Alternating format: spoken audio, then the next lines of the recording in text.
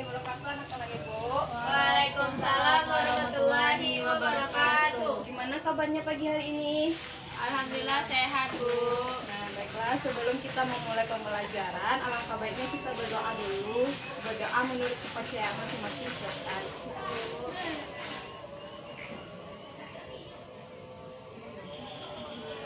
Nah, sebelum kita mulai pelajaran, Ibu akan mengambil absen terlebih dahulu. Iya, Bu.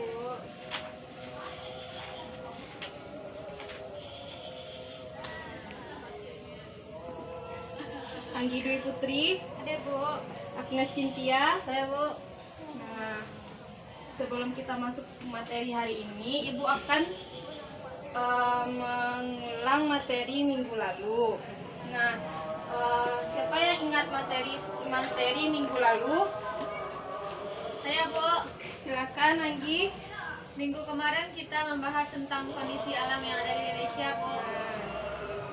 Bagaimana kondisi alam di Indonesia, Anggi?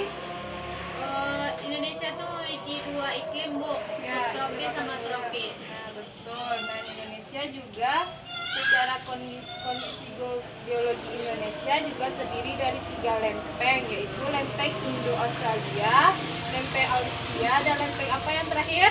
Pasifik. Nah, betul. Nah, jadi anak-anak Ibu telah memahami materi minggu lalu ya. Jadi kita sekarang masuk materi minggu hari ini, yaitu tentang interaksi sosial. Nah, siapa yang tahu apa itu interaksi sosial? Saya, Bu. Silakan, Agnes. Hubungan timbal balik, Bu. Lagi, ada yang tahu apa itu interaksi sosial? Saya, Bu. Ya, silakan, Anggi. Hubungan timbal balik antar individu dengan individu, Bu. Nah, baik, ya betul. Jadi interaksi sosial itu adalah hubungan timbal balik yang terjadi antara individu dengan individu, individu dengan kelompok, dan kelompok dengan kelompok. Nah, anak-anak Ibu, ada yang tahu apa saja syarat-syarat terjadinya interaksi sosial? Enggak, Bu. Nah, syarat-syarat atau ciri-ciri terjadinya interaksi sosial yaitu adanya pelaku interaksi sosial itu sendiri, adanya berlangsung secara timbal balik, dan adanya komunikasi antara pelaku. Nah, itu syarat-syaratnya. Ada yang tahu apa saja bentuk-bentuk interaksi sosial itu?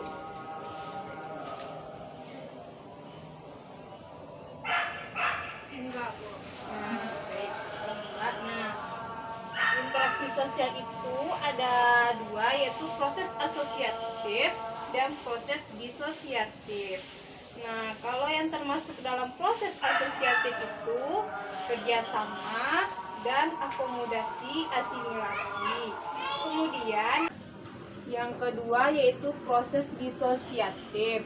Nah, yang termasuk dalam proses disosiatif itu kompetensi. Kompetensi itu yaitu persaingan, kemudian kontroversi dan pertentangan atau konflik. Nah, yang termasuk dalam proses asosiatif tadi kan ada kerjasama. Nah, kerjasama ini dimaksudkan yaitu suatu usaha bersama perorangan atau kelompok manusia untuk mencapai sesuatu atau tujuan secara bersama-sama. Nah, yang termasuk salah satu dari disosiatif yaitu konflik atau pertentangan, di mana suatu proses individu atau kelompok itu untuk berusaha untuk memenuhi tujuannya dengan cara bertentangan antara kelompok yang satu dengan kelompok yang lainnya. Nah, selanjutnya yaitu Ibu akan menjelaskan tentang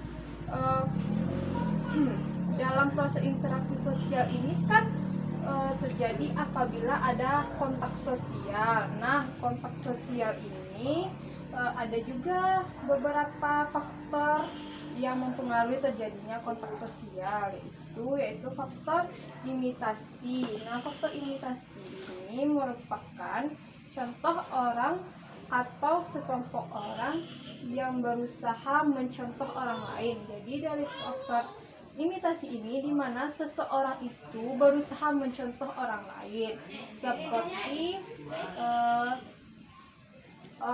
kita perempuan ini mencontoh ibu yang sedang memasak.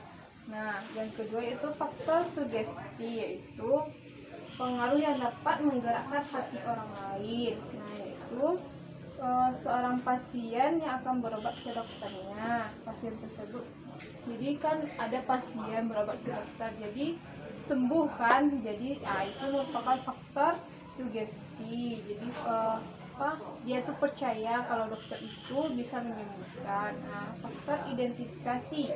Nah, faktor identifikasi ini merupakan faktor meniru seseorang secara identik. Nah, jadi seperti kalau kita punya idola kan berarti kita ingin meniru idola kita itu secara identik. Apa ya baju yang mereka pakai kita pakai, apa cara bicara mereka, bagaimana mereka berperilaku.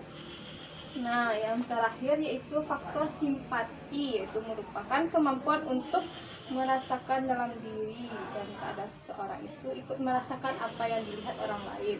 Nah, contohnya ketika Anas mengalami musibah, nah Anggi pun melihat kejadian itu, jadi merupakan itu contoh dari simpati.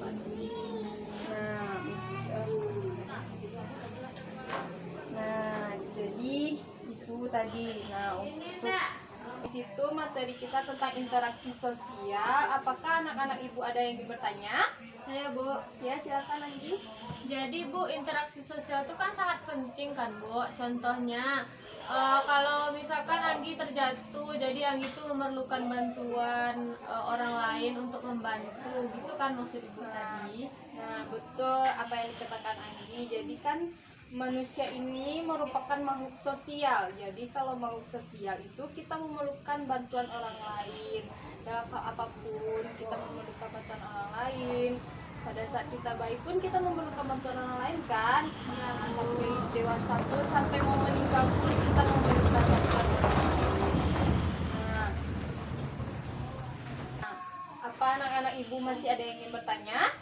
Tidak Bu. Nah, jika tidak, ibu akan memberikan satu pertanyaan buat anak-anak ibu, yaitu apa saja syarat-syarat terjadinya atau faktor-faktor yang mempengaruhi terjadinya interaksi sosial. Ya, silakan aku. Faktor imitasi, sugesti, identifikasi, dan simpati Bu. Jadi ada 4 faktor yang mempengaruhi terjadinya interaksi sosial. Nah, jadi ibu rasa anak-anak ibu telah memahami materi kita minggu ini tentang interaksi sosial. Nah, jangan lupa belajar untuk minggu besok, karena minggu besok sebelum memulai pelajaran ibu akan memberikan sedikit kuis buat anak-anak ibu. Nah, jadi jangan lupa belajar di rumah. Jadi mempersiapkan diri anak-anak ibu dengan baik. Nah, ibu tutup pembelajaran hari ini dengan membacakan Alhamdulillahirabbil alamin. Nah, ibu permisi dulu anak-anak ibu. Ya Bu. Assalamualaikum. Waalaikumsalam warahmatullahi wabarakatuh.